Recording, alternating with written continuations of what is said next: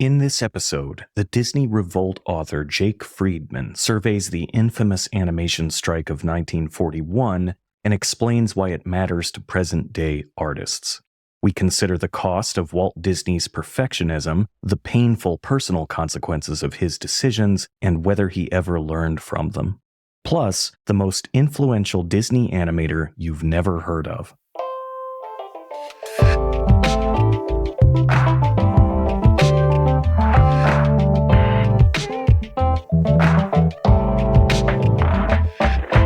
This is You're a Better Artist Than You Think, and I'm your host, Chris Oatley.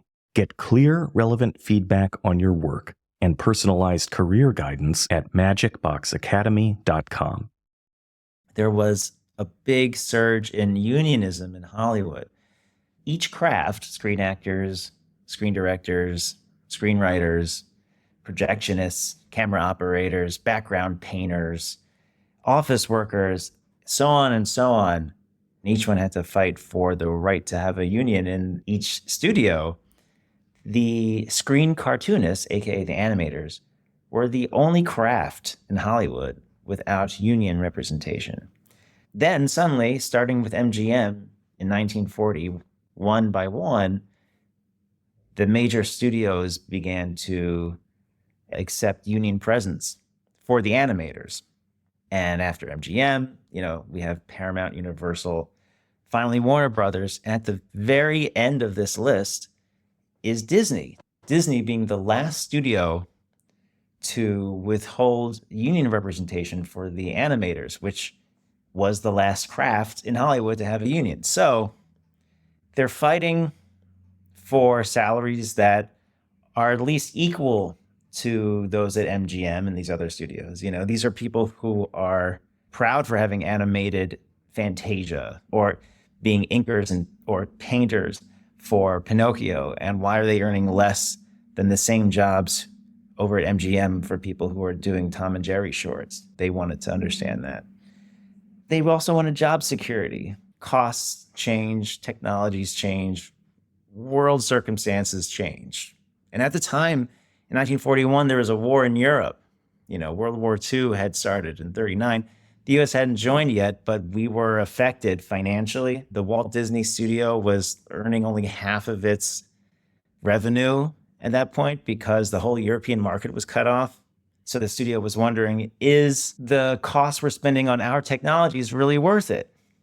Why are we paying airbrush artists if people will pay to see a Disney movie, whether or not there's airbrush paint, for instance? So the whole airbrush department was laid off, which makes me a little sad to think about, because when you see some of the really cool effects animation in Fantasia, you're thinking, oh, wow, how did they do that with just paint on celluloid sheets? And so everyone was scrambling to find job security in this, not just the studio, but the whole field. Kind of like how people do now. You have a history with a company like the Writers Guild might, and you have done years, maybe a career's worth of good work, of loyal work, and you want to know that you'll be able to, retire one day and not live in poverty for your remaining years.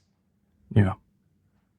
At the end of the day, they wanted the right to have union presence at the studio, something that every studio was having. And I hope it doesn't spoil anything, but I do want to let listeners know that they won. It's the happy ending. They won. They won the right to have a union.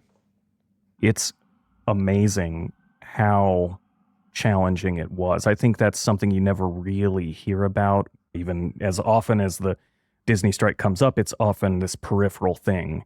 They were going down territory that no one had ever gone down before. There had been a strike at Fleischer's a couple years before. Fleischer's being the studio that, animated Popeye and Betty Boop, and that was over in New York. That strike was settled, but then the whole studio picked up and moved to Florida for union-related reasons. And there were some other strikes in Hollywood prior to that. The animators wanted to make it different in a couple ways. They wanted to make it safe. They didn't want any injuries, and there weren't any. These folks went on The record a couple of years later saying that it was the most peaceful strike that they'd ever been a part of. We're talking about people maybe bringing in hired goons to bludgeon strikers or really like physically intimidate them. So there wasn't anything like that during the Disney strike. But also the Disney company was unique in that Walt tied his identity up with the company so tightly as a means of like self-promotion that if you wanted to really get at the dragon's belly, so to speak, you wanted to aim at his public image. And so you're taking a lot of creative people, 330 creative people, making incredibly attractive picket signs. Right. And so creative. Creative, and caricaturing Walt all over the place, showing the public that this man who is considered to be a friend of children everywhere and a hero to the creative community, he is making us unhappy and he's bringing us out on the picket line. So they knew how to really get Walt's goat, basically using his own strength against him.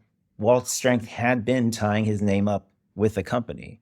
It happened after the Oswald fiasco, right? No one can take your name away from you, the way he felt Oswald was taken from him.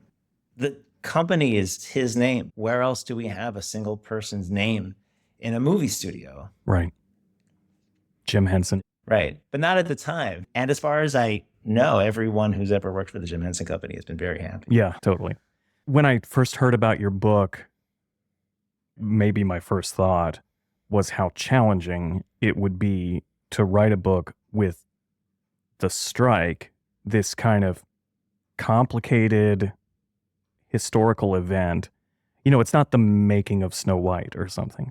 There's politics involved, turns out organized crime involved. Yeah. It could just be so esoteric.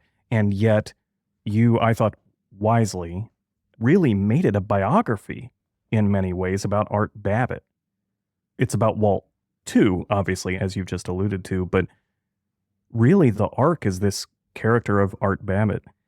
What was his role and how did you arrive at that decision to focus on him and make it so biographical in a way? It actually started out as a Babbitt biography. My agent couldn't sell it to any publishers. The publishers all came back with similar notes saying that it's an important story, but no one's going to buy the book.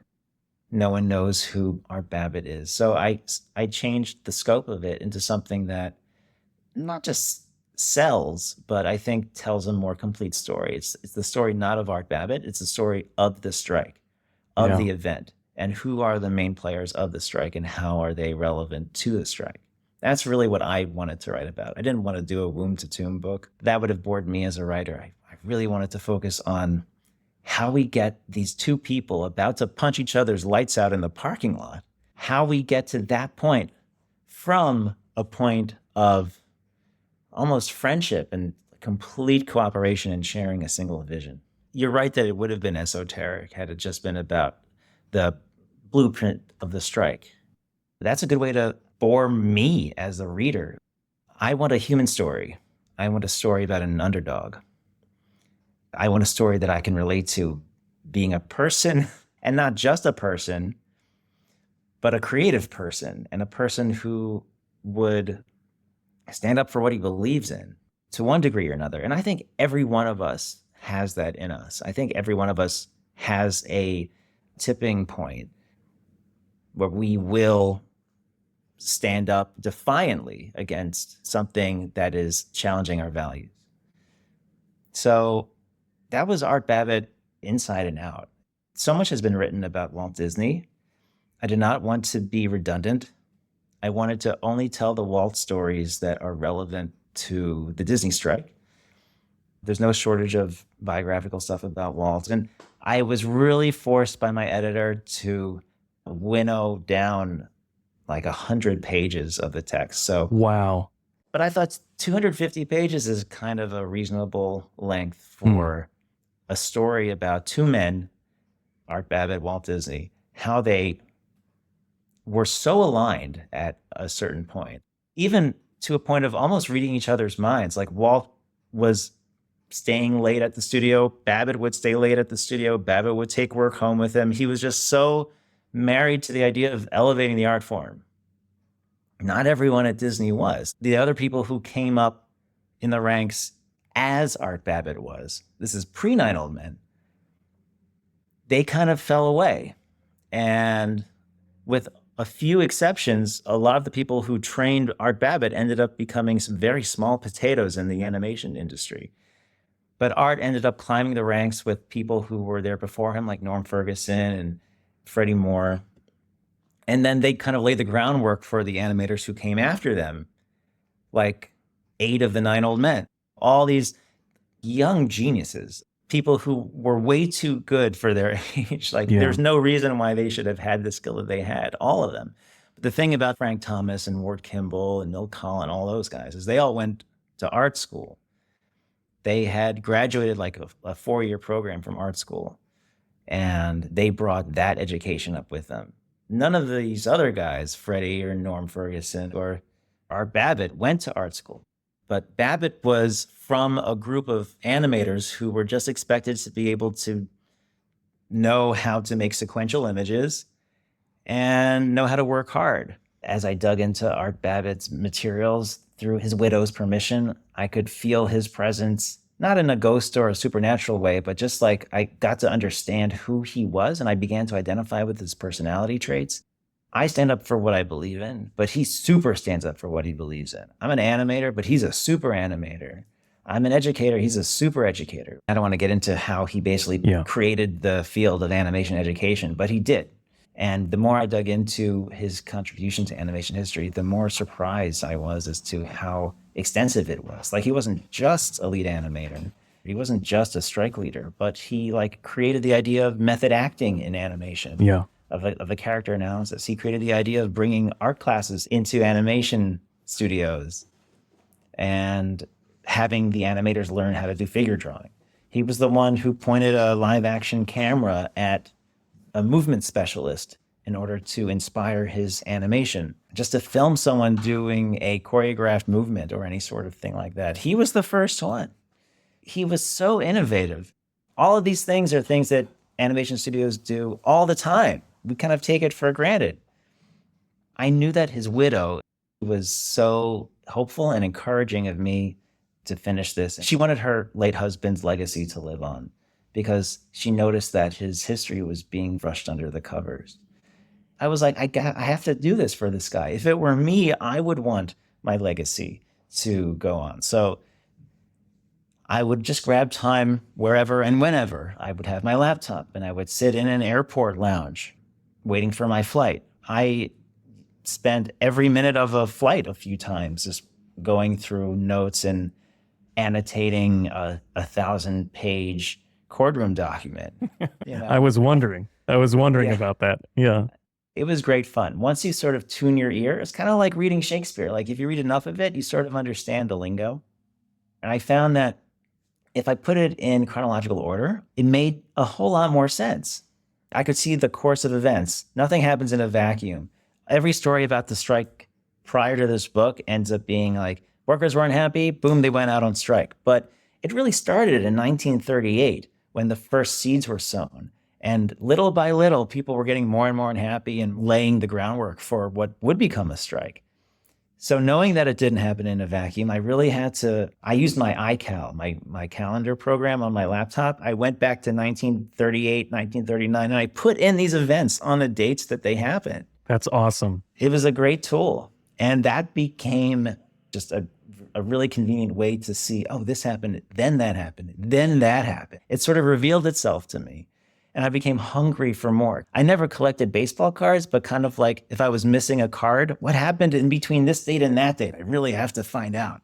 It became like I was a completionist who was obsessed with figuring out how we got from A to B. Oh, I understand the event over in C, but how did we get there?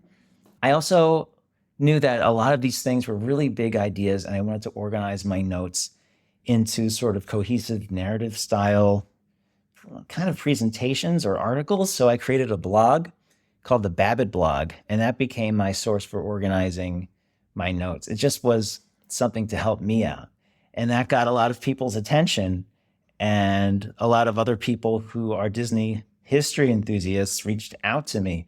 Even some people who are part of the story reached out to me, people who helped me complete the picture, who I never thought I would ever be meeting or talking to. That blog was a great starting point. I just kind of did it obsessively. It was great fun. The reason why I couldn't stop, I think, is because I really saw Art Babbitt as a three-dimensional person.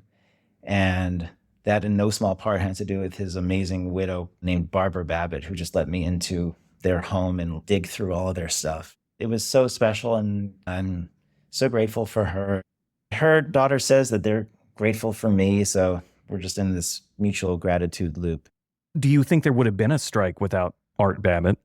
He is letting his feelings get in the way of his politics all throughout that period.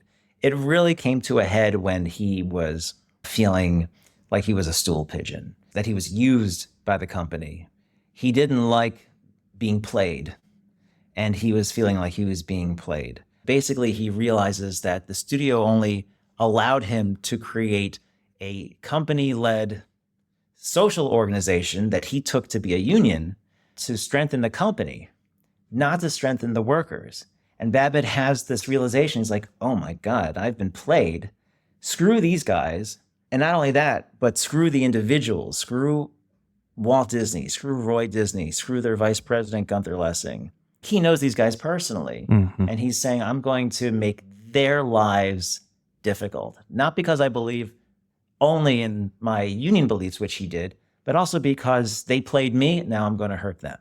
So he joins the independent union, the Screen Cartoonists Guild, and he immediately starts a boycott. He starts a nationwide boycott of Disney products and Disney films, trying to get people all over the country, all of the unions that collaborated with the Screen Cartoonists Guild on the East Coast and West Coast, to stop patronizing theaters showing Disney films. I mean, that's kind of a vicious move to make during a war crisis and depression when every penny counts. But he just kind of wanted to stick it to them. Babbitt's role in starting the strike, for a lot of people, he was kind of the fire under their butts. And he was incredibly undiplomatic, and he was taking everything personally. Right. And I can say the very same thing about Walt. Yeah, exactly. Walt was taking it personally. Yeah. Right? Walt valued loyalty above everything. Loyalty. If you watch the movie Snow White, to this day, you can see the title card right after the name of the movie. It's a note from Walt Disney thanking his staff for their, quote, loyalty and creative endeavor. Yeah. So of the two most valuable traits he finds in his employees, he names loyalty as one of them, and that's the one he puts in front of creative endeavor. So, I mean, I put stuff in the book about Walt's background and why he feels like loyalty is his most precious commodity. Yeah. What happened to him in his youth, what happened to him in his early adulthood, why he has been triggered to value loyalty above all else, and why it means so much to him that Babbitt became a Benedict Arnold to Walt. It's amazing. Once we start getting into the more biographical details of Walt and Art Babbitt specifically, there's stuff in there where I was kind of like, okay, the book has been so focused up till now, this has to connect to the strike somehow, but I don't know how it's going to. Like, I have no idea how this is going to connect. There are payoffs established early on that don't pay off till much, much later in the book. And even when you think that something might be kind of a tangent, it's not. It connects. We're all the products of our influences. And I was trying to really get into a psychological profile of Walt and Art, not to sound too hoity-toity, but Walt especially, like even Roy would say that Walt was able to retain memories from his early childhood like no one else he knew. And that's probably why he had the gift of creating children's entertainment that connected to all ages. No matter how old Walt got, he was able to tap into his childhood experiences. And he would tell stories later on in life about things that happened to him when he was 5 or 6. So I wanted to sort of understand how these things influenced him and how these things influenced Art. They had so many things in common. Like, they both had a Midwest upbringing. They both were paper boys. They both sort of had to work harder than other people in their age group just to get by. In Walt's case, he had a very authoritarian dad. And in Babbitt's case, his dad was severely injured, and Babbitt was the eldest child, so he sort of had to become the breadwinner. As I've learned about the strike many times over the years, I was always a little confused about how Walt seems so shocked, that the crew went on strike.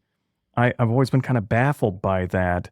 And in reading your book, I was thinking about how Walt kind of seems a little bit like Michael Scott from The Office, where he kind of thinks his coworkers are also his family, and that can lead to problems. That's not to say that one can't develop really rich, meaningful relationships with colleagues, but just because you see them every day, you can't assume. And it seemed like Walt assumed. What is your opinion on that? That's a great comparison. I never put that comparison on Walt before. I totally get it.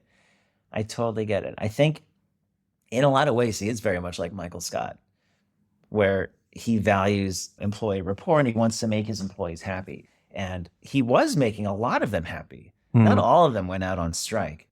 Just the very slight majority went out on strike. So there was almost half who stayed inside. And those are the people who were like, this is great. I get to work on some great projects. We get a brand new campus in Burbank instead of those slipshod buildings over in Hyperion Avenue. We have all of these benefits like a coffee shop or a garage that'll service your car, or for the inkers and painters, we have tea time on the roof, or we have an athletic gym on the top floor for people earning $100 a week or more. A lot of people felt like this was great. And a lot of people felt, no, we have these fancy new buildings, but I would much rather have the money for my family than fancy new buildings. Yes. It's so interesting. The people who worked on Snow White, most of them were young folks in their 20s and hadn't yet begun building families or paying mortgages on homes. But in just a few years, like 5 years after that, even 3 years after that, people are starting to grow up a little bit or reach the next stage in their lives. And they're like, I want to invest in a family. I want to invest in kids. People are getting to the next stage in their lives, and being in a shiny new campus isn't enough for them. That literally happened to me. We got a new building, big, beautiful building. It was massive and had all this state-of-the-art conveniences. Basically, when you get a bonus check, depending on how much you worked on the movie, how long or what your role was, you would, get proportionally more of a bonus. The year before the new building, I got a bonus check for a movie I did not work on because I was just employed at the studio by the time the bonus checks came around. My bonus check for the movie I did not work on was maybe 3 times, maybe more, of what I got for my bonus check for a movie I did work on after the new building. I went to someone who was above my pay grade, and I said, it just seems like we're the ones paying for this building. I was not pleased with the reaction. Yeah, I'll leave it at that, but it was not a pleasant conversation. Wow. It's like a copy and paste of what happened at Disney. They were earning really generous bonuses. There was this profit sharing program that went into effect in the mid-30s. People were getting paid like the equivalent of like several weeks worth of salary in a bonus check. And Babbitt was getting a lot. He was turning in very good work, and Walt was recognizing it. So he was getting these really sizable bonus checks. And then after Snow White, Walt started taking all the revenue from Snow White and investing it in this new series of buildings. The bonuses stopped. And people were like, where are the bonuses? What you just said must have been going through all their heads verbatim. Feels like we're paying for this new building. He seems personally offended. Like, look at all these things I do for you, and you're upset. I don't get it. And I'm kind of like, Walt, read the room. Read the room like 5 years ago. It's like Michael Scott coming in with a bag of ice cream bars saying, here's the surprise. Right. Yeah, that's right. Oh, goodness gracious. I think as artists, we want to be appreciated. We want Mm. people to know that our work matters. Then show us in one way or another that our work matters. And I think a lot of these artists who went on strike at the Disney studio, if I were to just make an assumption, I think they were feeling not just unappreciated, but maybe like they didn't matter enough to the boss. Yeah. I remember when I was doing some training as an employee, and I remember them talking about how, we're a big family. That's one thing that I do love about Disney is that it really does have a warm, familial feeling, and it's a fun place to work so long as you're actually employed there. There's the rub. I'm going, yeah, family until they buy a new building and the bonus checks disappear or whatever, and then you're not family anymore, right? It's like, well, I thought we were family. Sometimes I'm a statistic and sometimes I'm family. You can't have it both ways. It's one or the other. I think if a person can be laid off from a group of people, then it's not a family. Yeah, I think that's accurate. Right? My parents aren't going to fire me. We have a replacement son coming in. Right, yeah. He's cheaper. He's cheaper and he complains less. Yeah. He calls home more often. Yeah, there you go. It seems like there were several factors that led to the strike that kind of had to combine. And some of them were obvious, like low pay, for example. But then there were other factors like Walt's perfectionism. Though it might not be the most direct cause and effect relationship, it certainly seems related. I mean, that was, I think, the central tension for Walt as a businessman, right? And he even complained about that. The problem is they always have to make money. I just wish money wasn't a thing. My point is that Walt's perfectionism really seemed to come at just about any cost to a certain point. After Saludos Amigos, they were trying to kind of find ways to mitigate, but it took a long time for him to get there to this point where, he was willing to do anything he would view as a compromise artistically. And that, of course, led to the strike, or at least I think it leads to the strike, because it seems like the consequences of that are longer hours, or like you were saying, the work getting thrown out, and then maybe somebody doesn't feel like their work was acknowledged because now it's in the bin. What do you think about that perfectionism angle? And then do you think there are any other factors that led to the strike that might not be as intuitive? I think that perfectionism was evident during the 30s when they were still working on shorts. For one thing, Walt was the only animation studio head who had a story team. No one else had a story team, a team of writers. Right. He was the only animation studio to have pencil tests. No one had a bunch of moviolas. Most studios had one moviola for the editor to use for final editing. So Walt, I think during the 30s, at least according to the letters of people like Art Babbitt that I've read from that time, they admired Walt's perfectionism, even if it meant longer hours, because at the time, they didn't have anything else except the desire to create something marvelous. And they could put in longer hours. They could put in something for a common vision. They wanted to excel at their craft. Ward Kimball animated an entire soup eating scene from Snow White. Walt knew that it was hurting Ward. So he said, okay, Ward, I'm going to make it up to you. I'm going to give you a major character for the next picture.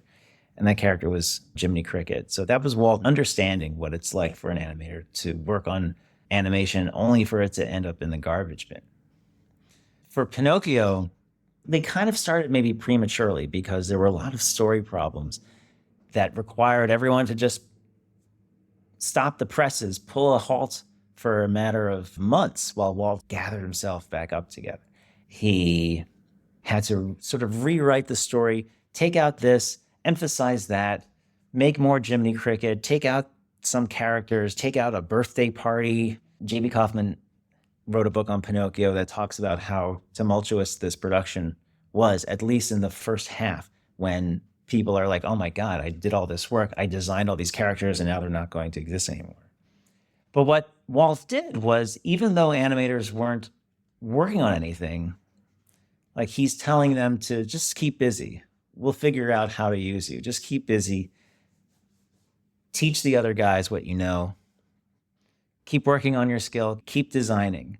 So even though there were slow periods, and he could have laid them off temporarily, saved some money there, he kept them on, which was something that, at least in Art Babbitt's self-stated letters and courtroom testimony, kind of surprised him that he was kept on during these really slow periods, just because Walt didn't want to lose him.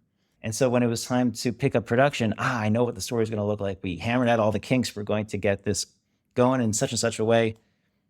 Babbitt's like, okay, I have a redesign for Geppetto. Let's get started. And in that way, I think everyone did feel like Walt's perfectionism paid off. These movies are super expensive to make. And if not for the fact that they lost money making them, I think it wouldn't have been a problem. I actually think that the war in Europe is a big cause for why a person might think Walt's perfectionism was a barrier towards workers being happy, because there was the limitation of resources.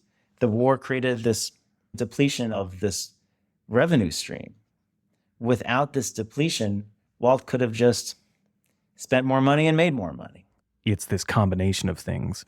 You know, it was a very specific point in time, and it's a really fascinating thin slice of history in general in that way. So many things coming to a head all at the same time. If you wouldn't mind if I turn the tables a little bit. Of course, You're asking such amazing questions, and it tells me how deeply you read it into the story and how much it meant to you. And I think your listeners would really like to know, like, what was your experience reading the story? Brian McDonald, my friend and mentor, he's worked on all kinds of amazing projects. He's a story consultant at Pixar. He worked on God of War 2018. I mean, he's an amazing story person. He said in his book, Invisible Ink, that a focused story puts the audience at ease because they have the sense that the storyteller is in control. And I had that sense very early on. This is a hard topic to write about because it could just so easily meander all over the place. It could be really unwieldy, esoteric, etc. And so it was, even by contrast, that much more amazing. I was hooked pretty early on, but then I don't think I was prepared with how emotional it would be. Basically, from the point where the strike ends, from about that moment on, I was just really gripped emotionally and then literally moved to tears. There were a couple moments that were really emotional, but then there was one point where it really got me near the end. I didn't see that coming. If I can guess broadly about what you're referring to, it's the fact that the strike was so consequential to all these guys, even into their old age. Yeah. Like, it was still a defining moment in their lives. And that the relationships that they had with people who were on the opposite side of this battle, or even with the company, their relationship to the Disney company, and to their legacy of having worked on these wonderful pictures even after they couldn't go back, that was something that just stayed with them for 40, 45 years, well, till death, really. Yep. And that it was something that they really sought to make peace with. And it's not just Babbitt, who certainly was embittered by it, but so many others had these bitter feelings about it. And their folks would go on the record in their old age, basically waving the flag as if they were still on strike, talking trash about Disney, and all those emotions will get stirred up again. I would have loved to have seen just some sort of handshaking and just letting bygones be bygones, but both sides were taking it personally. And I don't think it needed to be that. Yeah, it was costly. It was so costly. And I think you really did an amazing job at conveying how painful it was for the people who went on strike and how brave really they had to be in order to take the stand that they did. Yeah, 100%. Do you think Walt learned his lesson? No, I don't. I really don't. Walt kept Art's name out of his mouth for the rest of his life, never mentioned its name again. You can actually listen to Walt's interview He does an audio interview. You can hear it at the beginning of the very, very wonderful documentary by Ted Thomas, Walt and El Grupo. Oh, yeah, it's great. 15 years after the strike, Walt is talking about the events of the strike with such emotion and talking about how hurt he is about having his name smeared. And his daughter, Diane, I think in the same documentary, says that besides his mother's tragic death, the strike is the one thing that really put her father in an upset place that he was never able to recover for the rest of his life. Yeah. Emotionally. I think Walt was wounded. Clearly, whenever he brought it up, it was still fresh for him. But I think the reason why he thought that he was given the unfair treatment in the strike resolution was because he was given such a biased echo chambery influence from his vice president, Gunther Lessing. And Gunther Lessing isn't really a name that people who talk about, Disney history often bring up.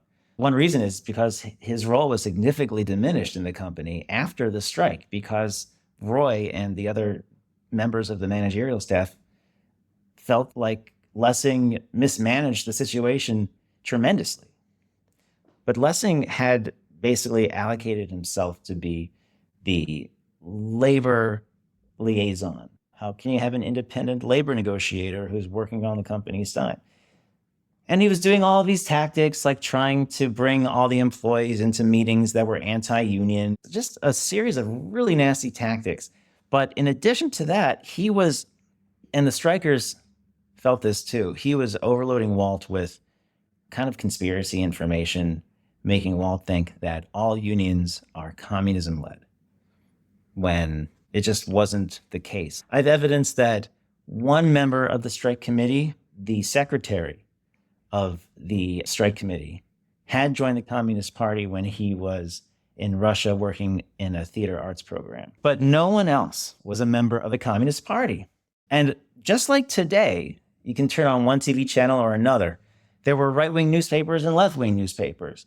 And they would publish articles, columns, periodicals that were kind of like enforcing their narrative. People meeting close to the middle ended up having a huge divide because of these echo chambers, and in no small part due to Gunther Lessing, the vice president of the Disney company, pushing Walt more and more into this idea that these are communists and they have to be stopped and they're destroying our country. You think Walt just bought it all and rode that wave? I do. Gunther Lessing knew how to play Walt. He knew how to make Walt feel like his security was threatened. Walt knew that he was not great at everything and he wanted to free up his own mind to sort of imagine and do some creative play. So he said, Roy, you manage the business side. I don't care where the money comes from. You just find it. And Gunther Lessing, you just manage the law stuff. You're my chief lawyer and my vice president. Handle things from that angle. It was just easier for Walt just to delegate and trust that these people were the best in the business and that they were out for his best interest. And in the end, Lessing, I think, was out to sort of protect himself and reinforce Walt's already held beliefs, which just became more and more biased against unions as Lessing continued to play him. Yeah. Well, there is a cost to standing up for your rights as a worker and the rights of your colleagues as a worker. There's a cost, and sometimes it is significant, and it can really take its toll. And yet I think there's some really emboldening insight that can come from your book, Jake, and I really appreciate you writing it and having the vision and the patience to navigate that project. Is there anything else that we didn't get to that you'd like to cover? I just want to plug the website because I put up so much of my research on the website for free for anyone to just look at and enjoy and be inspired by. It's at thedisneyrevolt.com. You can find tons of my original research all in one place. There's a timeline there. There's a who's who. There are a bunch of original materials like handbills and memos that they were reading at the time, which was incredibly helpful to get into the mind of what the strikers were experiencing on a day-to-day basis. There's also a link to the audiobook, which you can listen to for free the first 30 minutes thereof.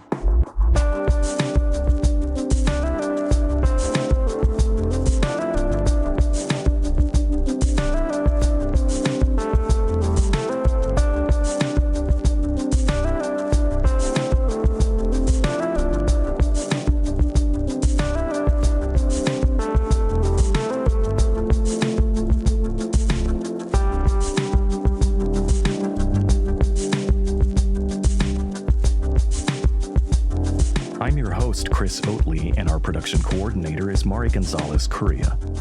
Our music is by The Bright Sigh, which is me, and the show is made possible by the Magic Box Academy. Subscribe to this podcast on any of the major platforms, Apple Podcasts, Spotify, Audible, YouTube, and join our email list at magicboxacademy.com for notifications about future episodes, courses, and mentorship opportunities. Until next time, my friends, remember, you're a better artist than you think.